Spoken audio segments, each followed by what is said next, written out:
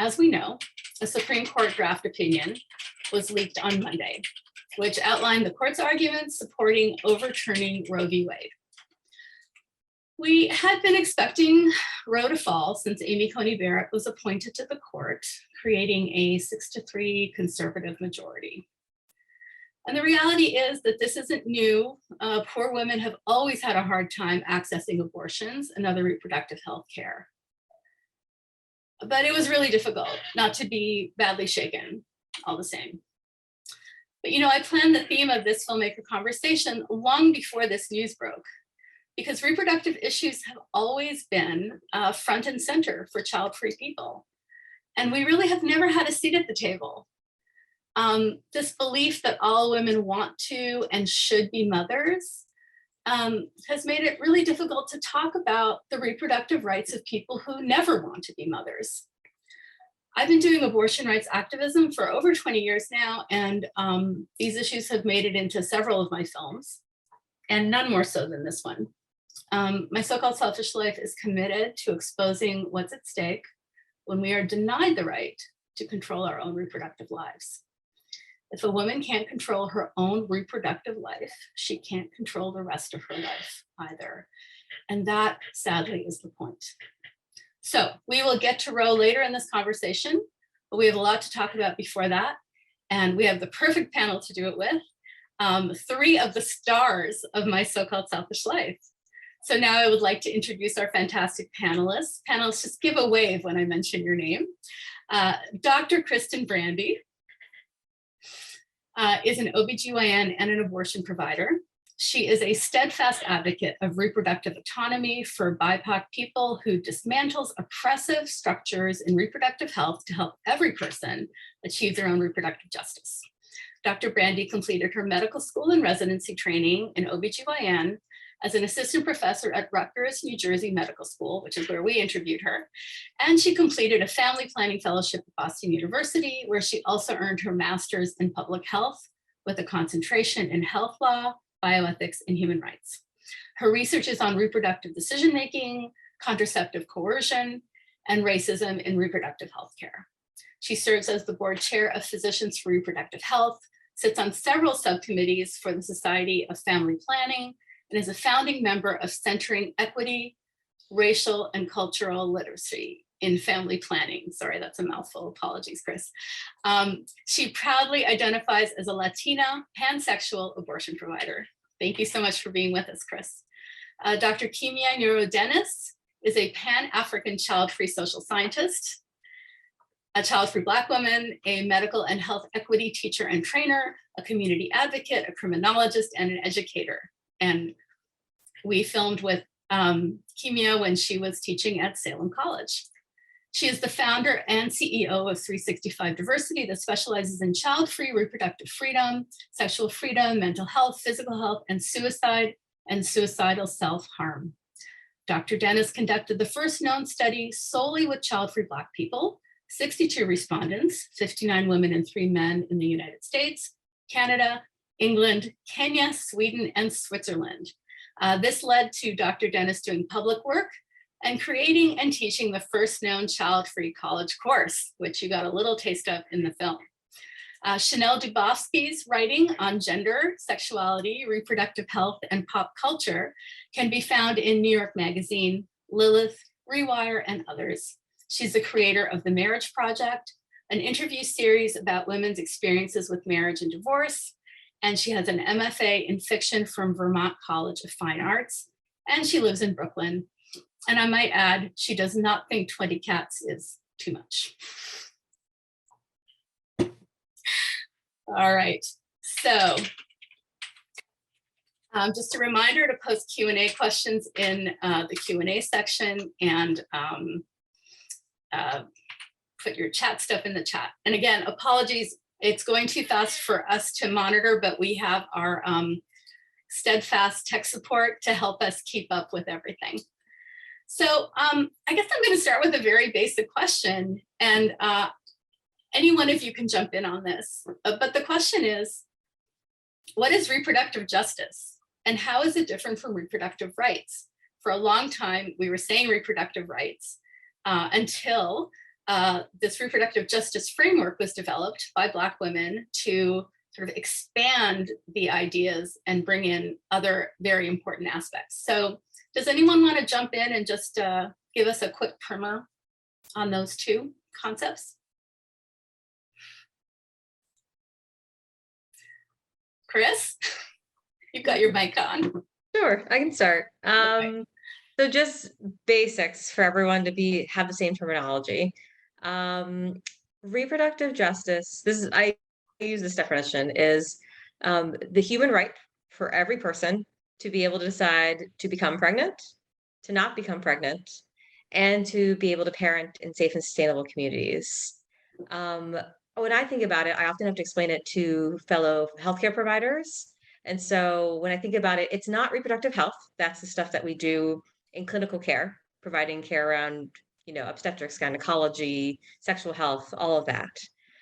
It's not rights, where people are more focused on access to reproductive health.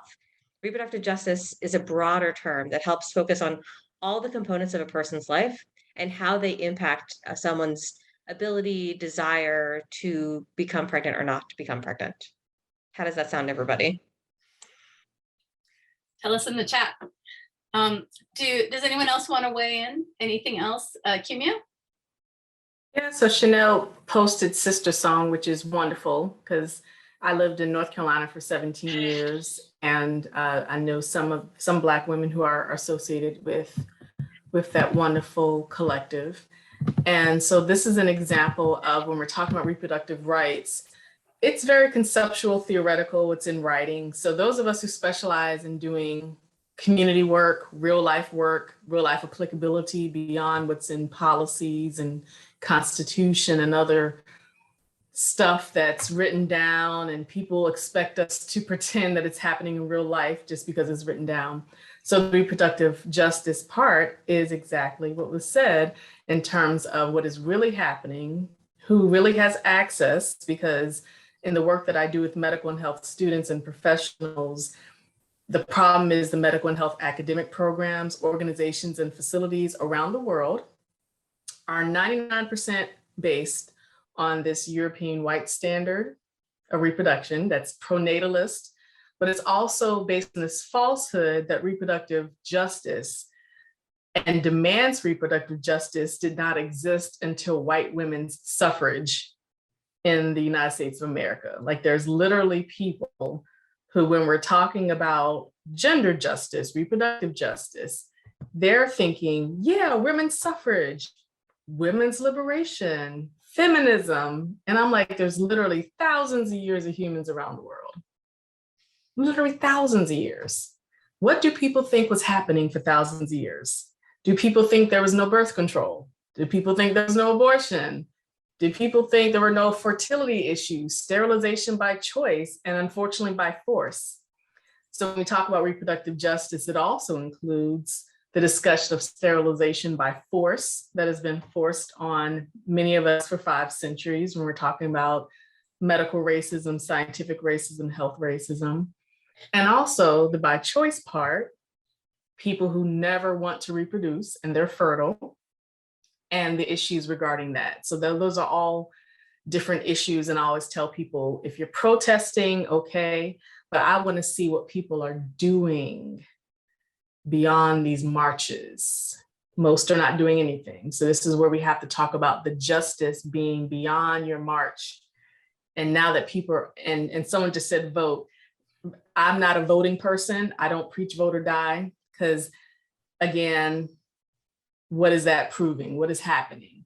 So I also want people to understand reproductive justice is literally beyond voting as well. It's beyond marching.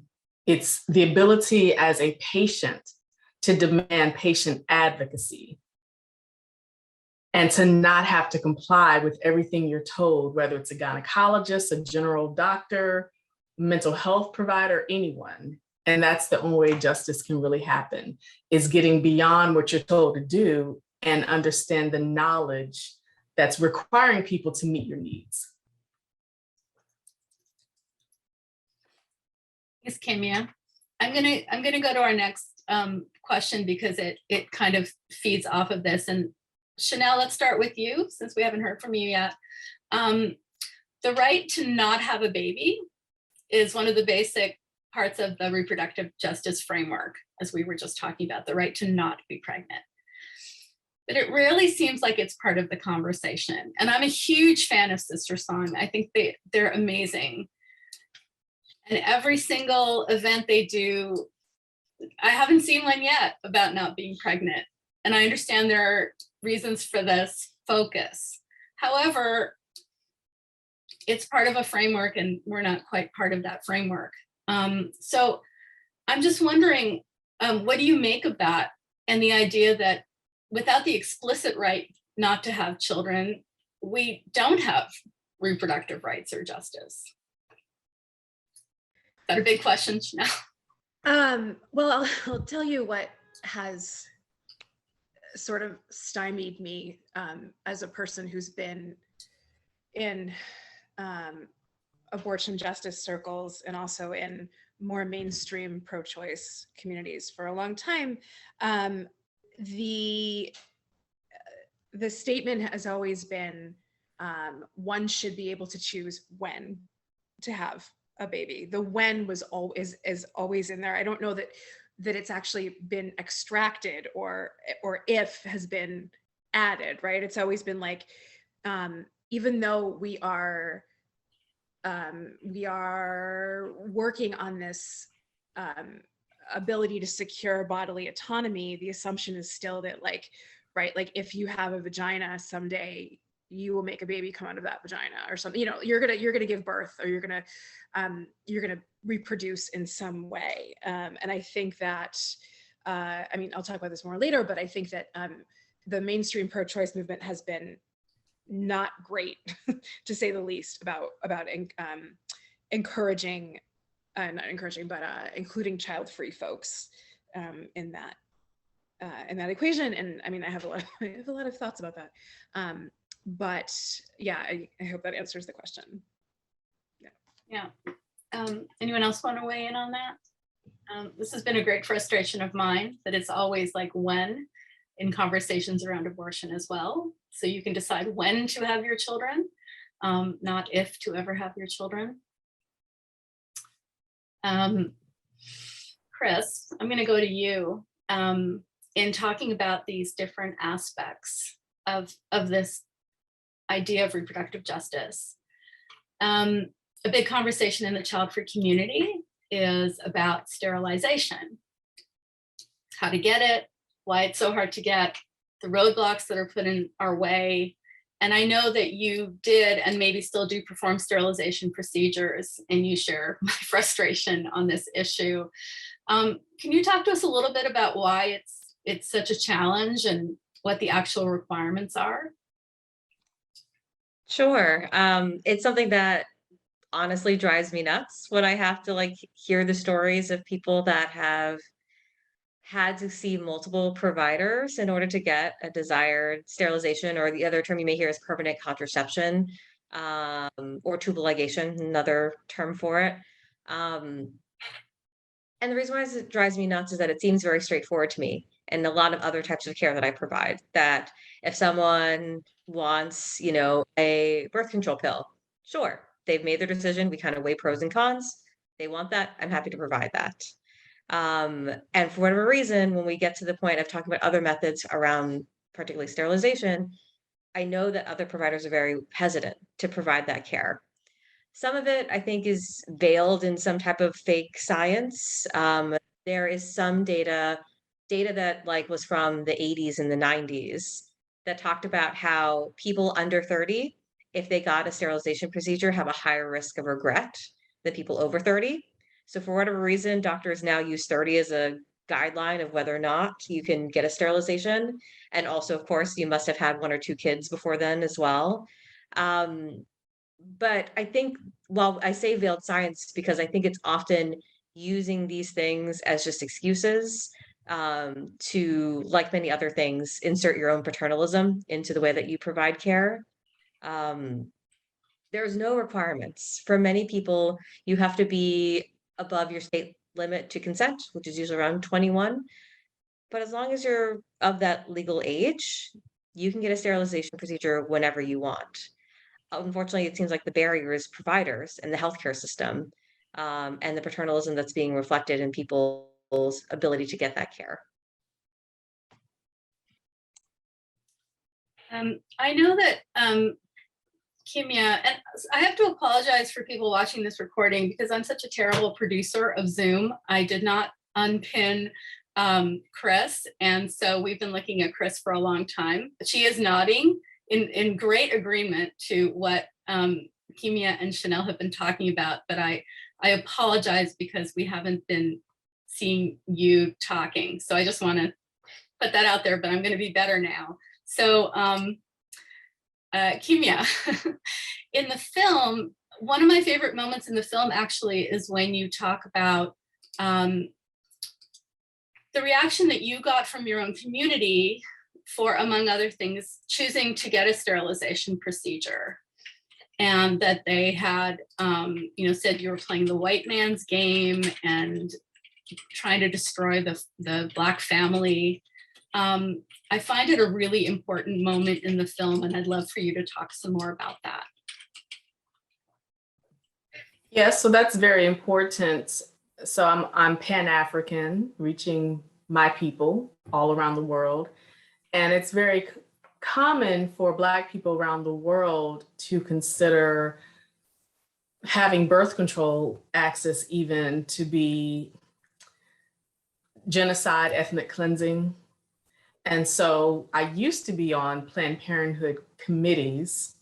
I'm no longer doing anything with Planned Parenthood, but at the time, I always would explain, I was always the only person who was not white on the committees, but I would always explain that although I disagree with this notion that birth control and safe, healthy abortion access is ethnic cleansing genocide, it is true that Margaret Sanger originated with that focus of having more access for birth controls and potential abortions for certain groups of people, particularly Black people, and particularly poor working class people in general. And unfortunately, Black sociologist Dr. W.B. Du Bois was on one of Margaret Sanger's committees back then. He had, although he believed in talented 10th, he did not believe in ethnic cleansing in that sense.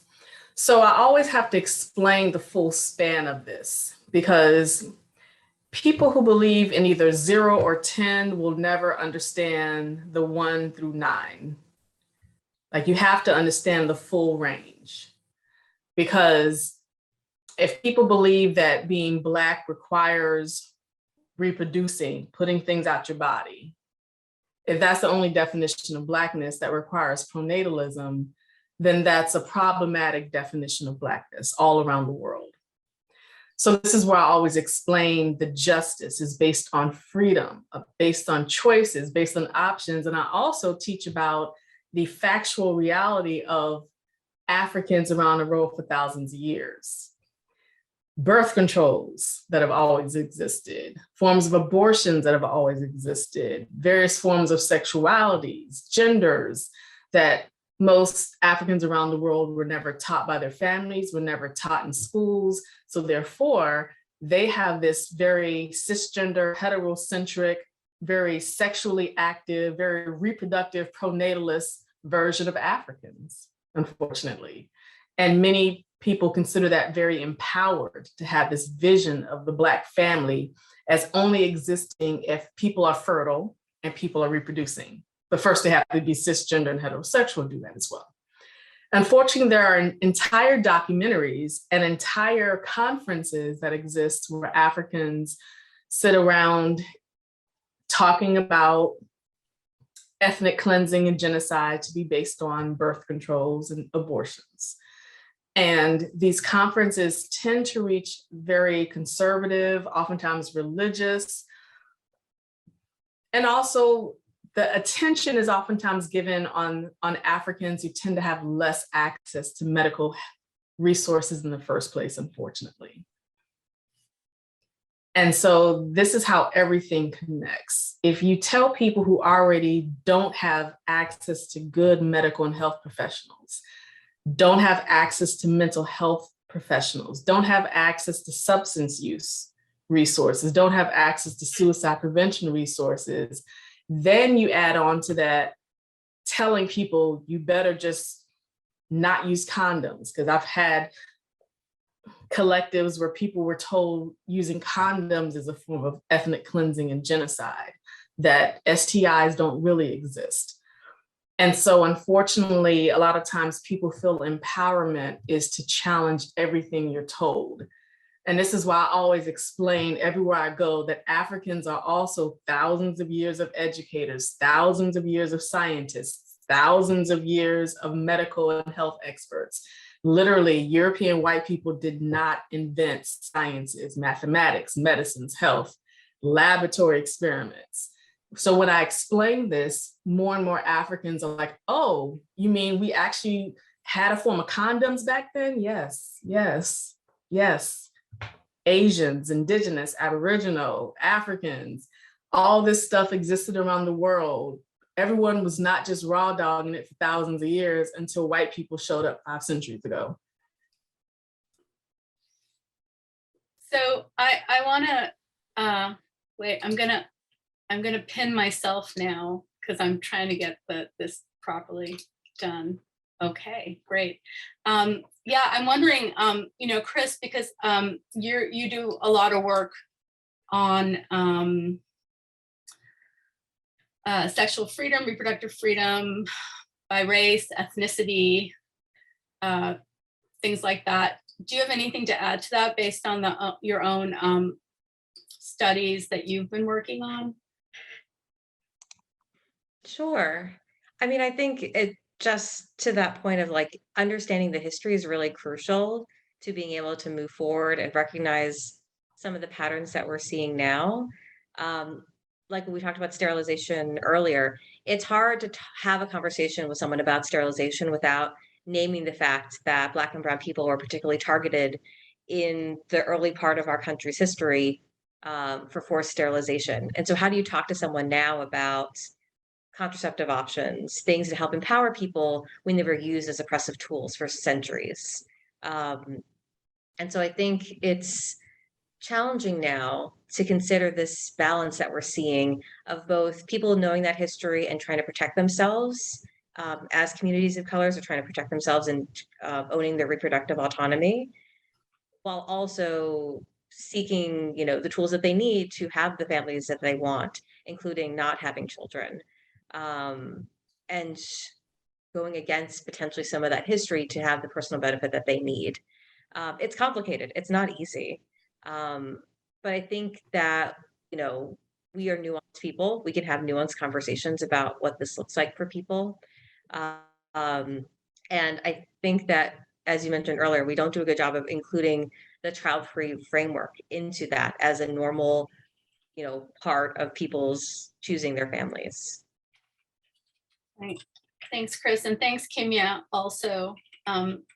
This is really fascinating stuff that I don't think we talk about enough, and I appreciate you both being here to share that. I'm going to move us from sterilization into abortion now, and I'm still not getting this pin thing quite right. Apologies. Someone typed in the chat that they can actually see all 4 of us. The pin is Yes, the recording. the pin is for the recording, not for the live conversation. So it's really for the people who are going to be watching this on a recording, and I'm trying to do right by them. But thanks for pointing that out. Chanel, you and I have had some conversations about abortion stigma being a lot like child-free stigma, that there are ways that they play with each other very nicely. And I'm wondering if you could talk a little bit about that. Oh, yes. So just for a context, abortion stigma is the perpetuation of ideas about abortion that are wrong and bad, right? So examples of abortion stigma include the statement, I would never have an abortion, but. Another one of my favorites is no one wants to have an abortion. Abortion is always a bad experience, right? Like the idea that everybody who has an abortion regrets it, ideas about basically everything that's wrong in the media about what we know about the reality of abortion, which is that most people do not regret their abortions. There's a study I'll put in the chat about this. Anyway, so that's abortion stigma. The way that abortion stigma and child-free stigma link up, I think, is in this notion of palatability, right? Like, how do we make abortion softer and like more digestible to people? So one thing that the mainstream pro-choice movement is fond of doing is trotting out white, college-educated, married women who desperately wanted to have a child, and in their 25-week, 20th week scan, found out that there was a horrible anomaly, fetal anomaly, and abortion was chosen. There is seldom ever a story about a woman who chose abortion because she didn't want to be pregnant, right? Like, that is not, we're not a fan of that, right? Like, we have to make abortion, it always has to be tragic. It always has to be born of, it always has to be a thing that no one wanted to do. That this is always like, right, it's like a tragedy. And the child-free, you might see some parallels, right? The child-free piece, I think, comes in this notion that in statements like, I love kids, but I don't want any, right? Like, I don't have kids, but like, I love being an aunt. I want to be, you know, I love my sisters, my whatever's kids, right? The idea is that both abortion and child-freeness have to be some kind of, there must be an excuse. And there must be an assurance that the person who's choosing these things is still has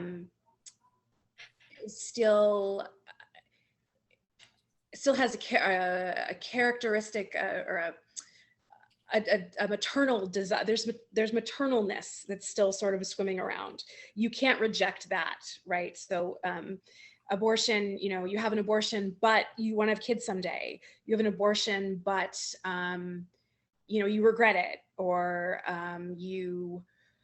right? So these two things that, like, you have to keep them above the bar. You have to, there's an acceptability marker for abortion and for being child-free. And if you have to stay there, there has to be, that's how people are going to swallow it. That's how people are going to feel like okay about you for making these decisions. And for example, like, it's not okay to say, like, I'm child-free and actually don't like spending time with children, right? You are not allowed to say that. You always have to say something like I love kids, or I'm a teacher, or I'm a pediatrician, right? There's other ways that children are in your life. I don't know who needs to hear this, but you don't have to have children in your life. You don't.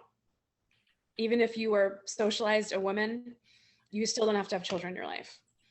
Yeah. That's what I got. Okay. Oh, yeah, thanks, guys. That's so nice.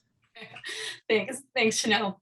I wanted to ask, sorry, let me get back to my things. I just on that topic of like abortion, like propaganda, let's call it. Chris, this is something you and I talked about in our interview that didn't make it into the film, but you were talking about how abortion propaganda, I have no better word, propaganda, uses motherhood and pronatalism to create the stigma around abortion. Do you recall when we were talking about that? Yeah. I think Chanel was talking about that as well. This idea that pronatalism, or the idea that societally, we all of reproductive potential should be having children, and that is a societal good. If we accept that that's a societal good, then being child-free and having an abortion goes against that societal good and is deemed as flawed, or like a character flaw. And so Chanel mentioned how we use this in pro-choice movements, how people that want people to support abortion often do so with the lens of sad abortion, where abortion was an unfortunate circumstance that people chose. And it's because we value motherhood and we're trying to use motherhood as a tool to sell it. Similarly, anti-choice people use similar models. That's why they always focus on babies.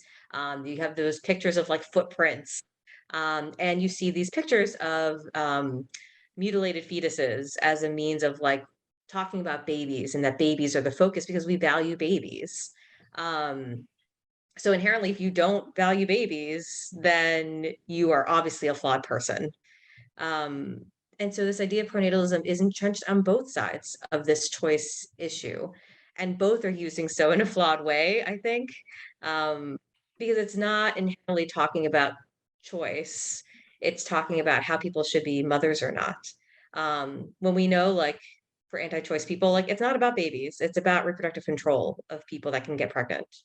And similar for abortion activists, like, we shouldn't focus on these flawed stories about sad abortion, which is not the majority of cases, and not really talking about the issues around justice and, you know, autonomy that are actually the values that we have as pro-choice people. Thanks, Chris. I'm actually gonna throw it back to Chanel for a moment because I wanted Chanel to talk a little bit about something that's been in the conversation a lot lately, which is abortion pills. I've been sort of surprised that in posting about abortion pills in our Facebook group and Instagram, a lot of people didn't know they even existed. Like, they didn't know anything about them, which was surprising to me, but I don't know why I should be surprised because I'm sure this information gets suppressed all the time. So Chanel, can you tell us a little bit about the abortion pill? What are the basics? What are they? How do you use them? And what is the legality around them at this point? I love it. I love abortion pills. I dropped a thing into the chat about the Turnaway study, which is actually a really cool thing that everyone should go read about regret and abortion, people who have abortions and how it impacts mental health, etc. Go read it. Okay, abortion pills. Sorry, I just want to jump in. Sorry, Chanel, for 1 second. All of this great information, links and things that are in the chat, you will tomorrow get an email thanking you for being here. And we are going to include in the email as much of this information as we can for you. So if you're frantically trying to write it down right now, rest assured that you will get something tomorrow that will have things. If there's something you want to make sure you have right now, you know, feel free. Anyway, go ahead, Chanel. So the first thing I'll say about abortion pills is abortion pills are not Plan B. Okay, so abortion pills and emergency contraception, not the same thing. Abortion pills, Plan B will not work if you're already pregnant, and yeah, okay, so Plan B, they're not the same thing. Plan B stops you from getting pregnant. Abortion pills make you unpregnant. So that's one. Number two, abortion, when we say the abortion pill, we're talking about more than one pill. So there's two options. Depending on what you can access. So the first option is one pill called mifepristone. And mifepristone basically turns off the flow of progesterone, which is the hormone that's generated to the fetus to help it grow. So mifepristone, you swallow it, turns off the progesterone flow, stopping the fetus from growing. 24 hours later, one will take 4 misoprostol pills. They're also called cytotec, depending on what kind you get, depending on where you get them from. And cytotec, misoprostol stops. Misoprostol starts cramping of the uterus and basically pushes out the products of conception. The other option is to take 12 misoprostol pills over a course of, you take 4 every 3 hours. Yes, thank you, Chris. So, I mean, I would encourage folks to look at the links tomorrow that we sent, because there's a lot of details about abortion pills and how they work, and what to expect and how to know if you're still pregnant. An important thing to note about abortion pills is that they're not a substitute for clinics, right? We need abortion clinics. Pills are for people who there's a lot of reasons why people might choose abortion pills, right? You might choose abortion pills if, like, for example, you are a person who is constantly interrogated about their gender when they're going to the gynecologist, right? Like, some people are like misgendering you. It's a really uncomfortable, horrible, hostile situation. You would like to avoid it. You may not be able to get to a clinic, right? Like, abortion pills are legal. It's a little bit complicated, but for right now they're legal, but legal is not the same thing as accessible, right? And folks who are in abortion justice work know that this has been the case forever. Like, it's just because you can get an abortion technically does not mean that you can actually get an abortion. So for folks who are in places where they can't access a clinic, abortion pills might be a good option. If you are in an abusive relationship where your partner is tracking you, is like, following your movements, if you can't get out of your house, if your parents are abusive, if you don't, there's a million of those situations that would make abortion pills a good idea for some people. But just because you can use abortion pills, you don't have to, you should get to have the abortion that you want. That's the main point here, right? Abortion pills are an option. They're hopefully going to be, more people are going to be able to access them, but it still doesn't mean that you shouldn't be able to go to a clinic and work with a healthcare provider to get an abortion, right? Like, should also be a fundamental right. We're not talking about either or, we should be talking about access to both. What else about abortion pills? Maybe just a really quick word on the current legality of them. Right. So this is, it's complicated. It's really complicated. So one thing that's been going on for a while is that if one wants to use abortion pills and they go to the doctor and say, I want abortion pills, the doctor will have to watch you take the first pill, which is the mifepristone. You have to take it in front of them. Guess what? There's no reason for this. There is no reason, Chris, there's no reason why someone should have to watch you take a pill, okay? And then you would go home and take the 4 pills 24 hours later. This is a problem for so many reasons, right? What if you can't get to the doctor? What if? Telemedicine, telehealth, which has obviously been a big part of pandemic medicine, has been really sort of thrashed by antis during the pandemic. It's been in states like West Virginia, telemedicine abortion is illegal. So a doctor actually cannot watch you take the pill. You cannot take the pill. In Texas, abortion pills, I believe, are illegal to put through the mail now. There's a lot of, it's the same thing as I said before, like, they're technically legal, but can you get them? Maybe not. Yes. So I think, thanks, Chanel. This is really informative, and we're going to give you folks some more links to get even more details on this in the email tomorrow. Is there anything else that we need to talk about right now, though, Chanel? There's a lot of people who are talking about stockpiling abortion pills, and misoprostol actually, I think, has a pretty long shelf life. So you can do that. There's also been a little bit of panic around Plan B, around people stockpiling Plan B. There's some issues about, like, are you stockpiling it? What is the intention of stockpiling it? Because, like, there could be a shortage, and we again want people to get the healthcare they need. That's the theme here, right? Yes, I think that's it. Okay. Thanks, Chanel. Really helpful. I'm going to go, just because of the time, I'm going to jump to some of your questions. And Chanel, Chris, and Kimya, if there are things that you want to mention, we can work them into the question answers if you'd like. I just want to make sure that we're sticking more or less to our time. So I'm going to go over the questions. Okay. Alicia, I'm not sure if I've got your name pronounced correctly. How can we access a how-to to access sterilization? So I'm assuming that's like tips for getting someone to give you a sterilization procedure? Yeah, so on most child-free groups virtually, there are people around the world who will post entire lists of medical and health facilities, organizations that will discuss at least the sterilization by choice. The issue with that, though, is that unfortunately, most child-free spaces do not address demographic and cultural variance. Most child-free spaces are very much based on middle-class, cisgender, heterosexual whiteness.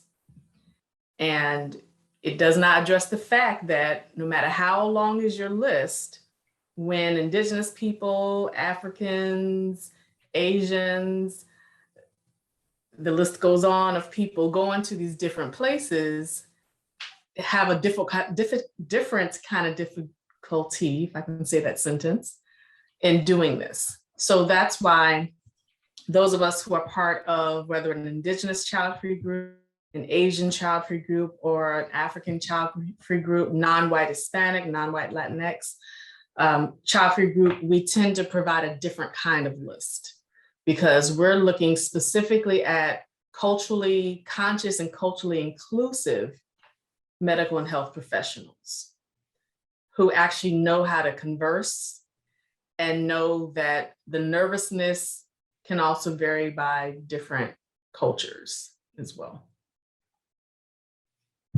Thanks. We have two similar questions that I'm going to share. Justina writes, what are some of the more progressive reproductive justice policies around the world? Which countries lead in being more progressive? As a Canadian, can I get more involved?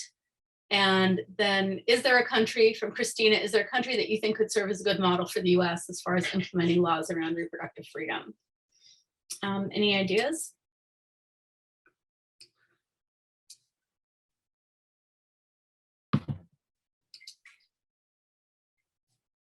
It depends on what people are looking for, because I always have to remind people of this, because when we talk about quote unquote powerful nations and healthy nations, they're healthy and powerful for the reason of capitalism and exploitation of the people who need help the most, which is how the capitalism happens, right?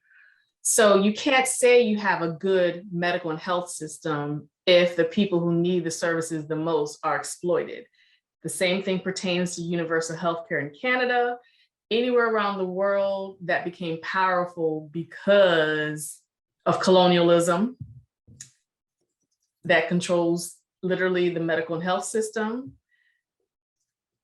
I can go on and on forever, but you know what it means when these nations that are stolen from their original medical and health formats are forced to do European white version of it. And therefore that's how they get funds, right? So that's why when people ask me, what are some states, what are some cities, what are some places around the world? I'm like, it really depends on what you're looking for, because I mean, that's like asking me for a good mental health professional, but the mental health professional only uses the DSM. And if you know the problem with DSM, you'd be like, okay, I wanted something more than that. So I really want people to rethink reproductive justice, because even if you find someone who will give you resources such as birth control, abortion access, sterilization, a lot of them, it's literally by the book still. And so when you ask them questions, they don't have answers for your questions.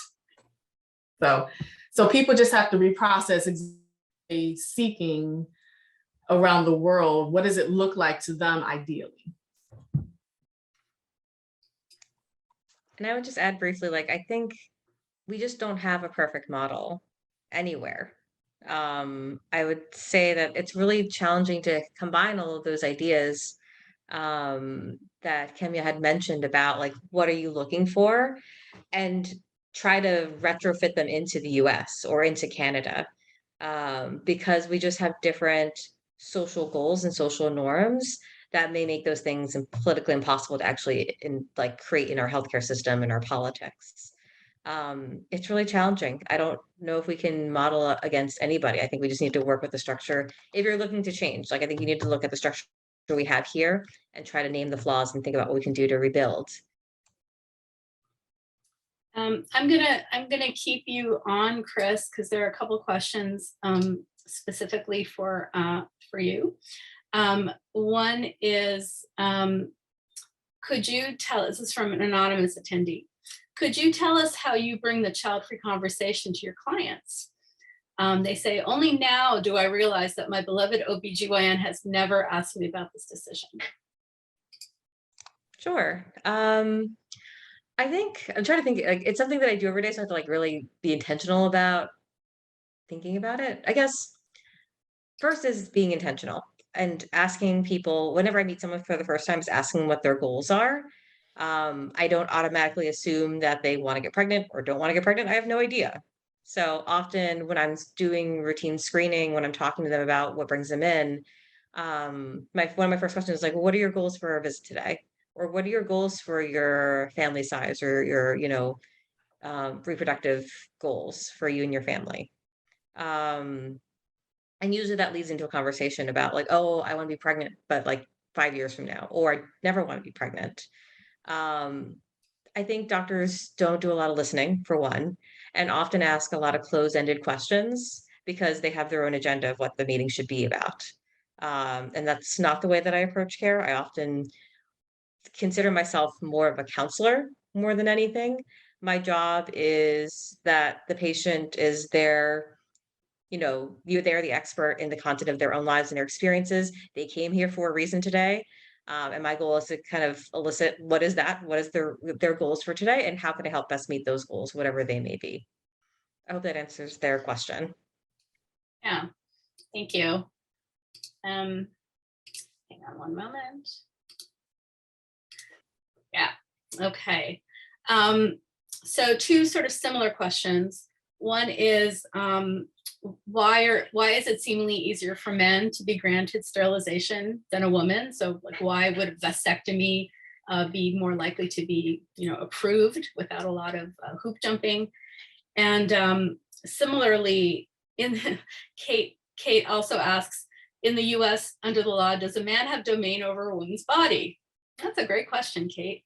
If not, why would medical providers even inquire about a spouse or partner's opinion on a woman's desire to be sterilized and require that the partner would be in agreement? As a medical provider myself, not in reproductive medicine, I'm stunned that a provider who may perform sterilization procedures would demand a spouse partner's consent to proceed. HIPAA, based on my memory, should protect a woman's medical records from being shared with her spouse partner unless she explicitly grants permission. I don't know, Chris, do you want to take that, or would someone else know? I mean, it's complicated, but my understanding, again, I am not a lawyer, that there is no requirement for a male partner or any partner to weigh in on someone's decision around sterilization or really anything, other than potentially abortion, which is something that's coming up as more and more potential restrictions that wanting to have male partner consent or involvement. It shouldn't matter. I guess I will go back to this idea around vasectomy being easier to obtain than like a tubal sterilization. It's society. That's my best answer for you, is that in case you don't know, for many people, particularly those that get tubal sterilizations through Medicaid or other assistance programs, there's a 30-day wait period between when you desire sterilization and sign a consent form and when you can get your procedure. The reason why that exists is to counteract a lot of coercive and forced sterilization that has existed in particularly people seeking public assistance or needing public assistance to get healthcare. So it was actually a protective act initially to protect BIPOC communities from providers, but now it creates a big barrier to people accessing that care. I don't personally think you should overturn it. Like, I don't trust doctors to not be racist and to still coerce people into to sterilization, but because it exists, it often creates barriers, whereas it is not a requirement in all states for men to undergo that procedure for vasectomy. But I think it's also, again, going back to this idea of like pronatalism and we assume that women don't have control or understanding of their bodies to make decisions for themselves. They have to ask their partner, versus men, if they decide that they want a vasectomy, they must obviously be very sure about it, because it's something that people don't do and don't do lightly. It just continues this double standard of women should have babies and men should not, or have better control of whether or not they want to have children. Thanks. And I want to just remind everybody, we only have a couple minutes left. So if you have a question, drop it in the Q&A. We're not, unfortunately, going to get to everybody's, but feel free to do that. For all three of you, is there anything that we should be talking about that we haven't talked about? Maybe in response to some of the kinds of questions we've been getting. Jump on in. What do you think? Is there something that I mean, this is a huge conversation. We could be here all day or a week or all year, probably. But I'm going to open it back up to you to see if there's anything that you'd still like to bring up. Yeah, I'd love to give people some concretized things they can do given the announcement, the leaked announcement, right, around abortion care. A couple of things, like Kimya was saying earlier, there I understand the desire to run into the streets, right? But there has to be something that happens after, right? So the first thing, right? And in addition to that, I think the confusion that this is all promoting, which I'm not sure isn't on purpose, right? Like abortion is still legal right now everywhere in the United States. So if you have an appointment, keep the appointment. Okay. Oh my God, okay. So, okay, one thing, yes. So get that message out to people that abortion is still legal and you can still get an appointment. Investigate abortion funds and give to abortion funds. And if you can't afford to give to abortion funds, tell everyone about them. Find out how they work so you can explain it to people. And the third thing I would say is your own ideas about abortion. Dig deep and find out like where your stigma about abortion lies. What do you really think about people who have abortions? What do you think about later abortion? Like there's shit in your head, sorry, I'm swearing. There's shit in your head about abortion that you got because it's in the water, okay? So work on finding the stigma where it is within you and flushing it out. And there's a lot of material in the world that can help you do that, but that's the responsibility of everybody. I don't care if you, I don't care what else you do, honestly, like that has to be, the way that we talk about abortion says a lot about what we believe about people who can get pregnant. And I'm telling you that you know somebody who had an abortion, and if they're not telling you, if you think that you have it, you don't know somebody who has an abortion, who's had an abortion, they're not telling you because they may not think that you're a safe person because they've heard you say shit about abortion before. So just knowing that moving forward, that working on our own stigma is a huge part of getting us out of the terrible situation that we're in. Thanks, Chanel. And that's actually a perfect lead in to me asking all of our panelists if there's like one thing you can recommend people might be doing right now in the midst of all the panic and confusion. Kimya, Chris, do either of you have kind of sort of one idea you might want to share? And we will share all our resources also, but is there anything you want to share right now? Yep, so, well, two quick ideas. All right, get rid of the social media activism thing that gets on my last nerves. I can't stand the hashtag and all that nonsense, people marching and taking photos and videos. It really irks me. I want people to be doing real stuff. I want people to go beyond only caring about a topic because it's trending on these meaningless news shows and on social media. These are literally everyday issues of thousands of years. most child-free people are pro-choice. There are very few who are anti-abortion, but they tend to be very silent. But I just want people to understand that you have to reach real people, like literally real people. So if you're wondering about what organizations to help, literally go out there in the community. There's organizations locally. Like, don't do an internet search. I promise you, if you go out there in the streets and talk to people, you will see a whole lot of stuff that you have ignored because you've been busy hashtagging on Twitter and pretending that you care about these topics. Go out there and do some real stuff. Thank you. I have super quick 3 recommendations.